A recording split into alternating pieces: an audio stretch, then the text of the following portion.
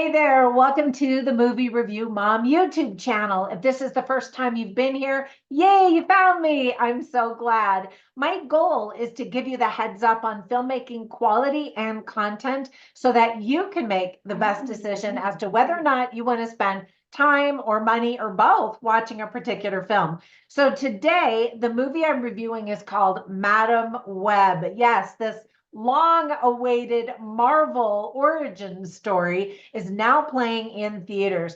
The movie is rated PG-13. It's an hour and 57 minutes, and brace yourself. The movie review mom grade I'm giving it is a D for do not do any more Marvel movies, Sony. What the heck, man? But I'm getting ahead of myself. Let me give you an overview in a nutshell, and then I'll point out things I liked, things I didn't like, tips for parents, themes worth talking about, funny lines, interesting lines, and recommendations for other movies that are sort of similar, but definitely better than this one. All right, so you ready to dive in? Me too. All right, so in a nutshell, yep, it's time for another superhero movie. You're probably thinking, really? We just had one. And yep, this one is about another spider. Oh, goody, spiders. The story features Cassandra Web, a New York metropolis paramedic who begins to demonstrate signs of clairvoyance. It's a standalone origin story of sorts for this enigmatic heroine who can see into the future and possibly change it for good. So let me give you quick tips for parents. There is some profanity. A woman gets shot. People are in perilous situations many, many times. Lots of distraction, superhero action, and violence. Some of the themes that are illustrated well are talk of illegal immigration, talk of foster program, past, present, and future, responsibility, family, and trust. All right, so here's the shorter list of things that I like about this movie. First of all, I think the cast is really good, and it includes Dakota Johnson, Adam Scott, Emma Roberts, Isabella Merced, Sydney Sweeney, Celeste O'Connor, and Tahar Rahim. Now, Sydney Sweeney actually impresses me with her ability to be a chameleon.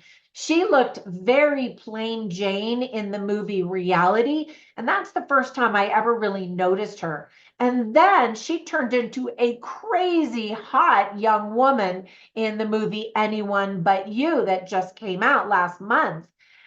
She's cute in this movie, Madam Web, but is so much more talented and capable than what this script offers her. I'll get more into that and the other Spider Women in just a few minutes.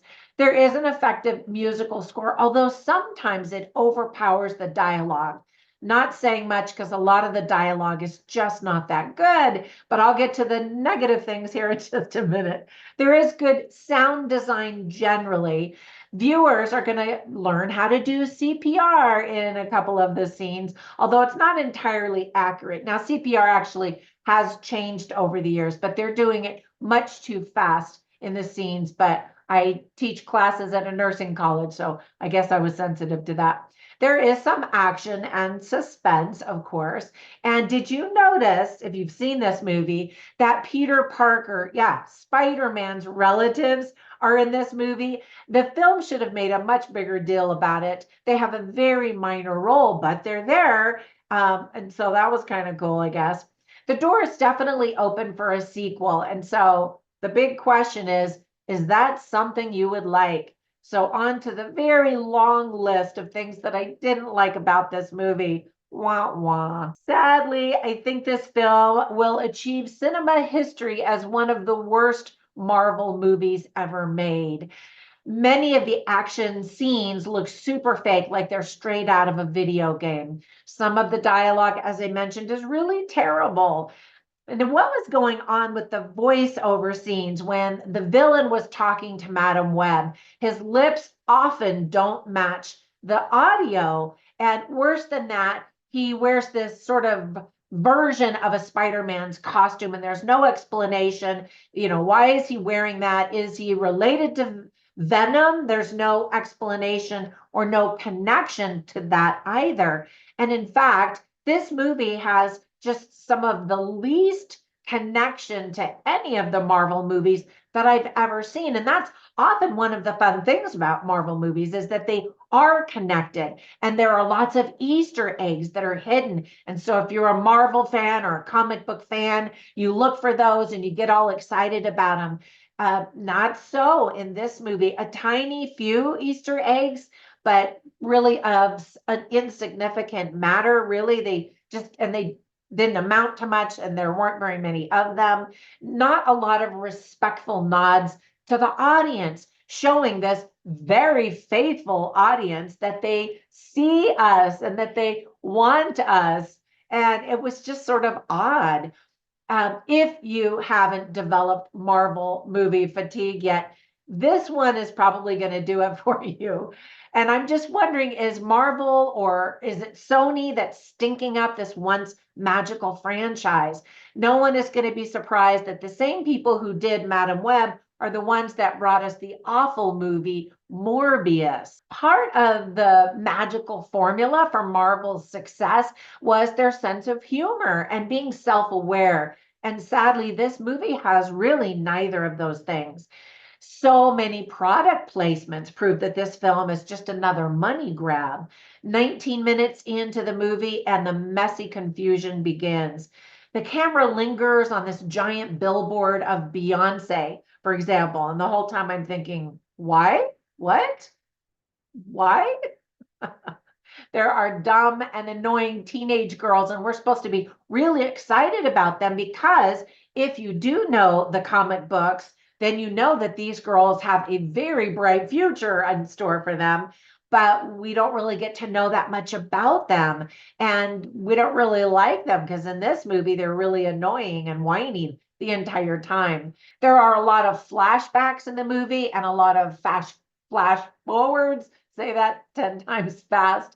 And it can get confusing unless you're really paying close attention. So I wasn't familiar at all really with this comic book character, and because I'm really not a big comic book reader at all. And I've heard that some fans have disagreed with the casting of some of these characters. I had no expectations whatsoever, and I was still disappointed. And then, like all Marvel movies, I was excited to see what's going to happen in the end credit scene. What? No end credit scene? That should be illegal for Marvel movies. Nothing, not a zilch. Clearly, this movie is so disconnected from Marvel. And I don't know if it was they were being lazy or in a hurry, or they thought they were going to create some new great spin-off franchise. Anyway, that just was a big disappointment. All right, so whenever I watch movies, I take notes, of course, and I write down funny lines and interesting lines, if there are any, simply so I can share them with you so you can get a taste for the dialogue and the script writing quality. So I have them all in my written review at moviereviewmom.com, but I'll share a few of them with you right now. One is a line spoken by Sydney Sweeney's character, and she's talking to Madam Web, who's played by Dakota Johnson. And so Sydney says, or her name is Julia Cornwall, she says to Dakota Johnson, Madam Web, she says, "You saved my stepmother and then were really awkward about it." And so Dakota Johnson's character is super awkward in the whole movie. She's like, "Ah, no, well, yeah, that does sound like me," and I'm thinking, why is she so awkward? And why is she hesitant to save these three spider girls? I don't know what to call them. She's a paramedic. Her job is to save people. But then when it comes to these three girls, she kind of saves them and then backs off and's like, no, you make your parents deal with you and I'm not into this. And, it's just sort of strange. Like they didn't really have a grasp on who she was as a character. Anyway, then there were some interesting lines. One is spoken by Cassandra Web, and she says, "Us strays need to stick together." And so we're told that she's a stray. I mean, her mother dies in childbirth, and so she's raised in the foster family program. And yet she seems to find a family with the paramedics group, and that's great. But she still has this chip on her shoulder that she doesn't belong anywhere. Anyway, I thought that was an interesting line. We do get to meet Cassandra Webb's mother, and she's explaining and describing her rough upbringing as a little girl. And she says, I'm unwilling to accept a diagnosis of helplessness. And so we see her as a very strong, capable woman, independent, taking control. And finally, Madam Webb, this is a little bit of a spoiler, learns a little bit about that and gains strength from that.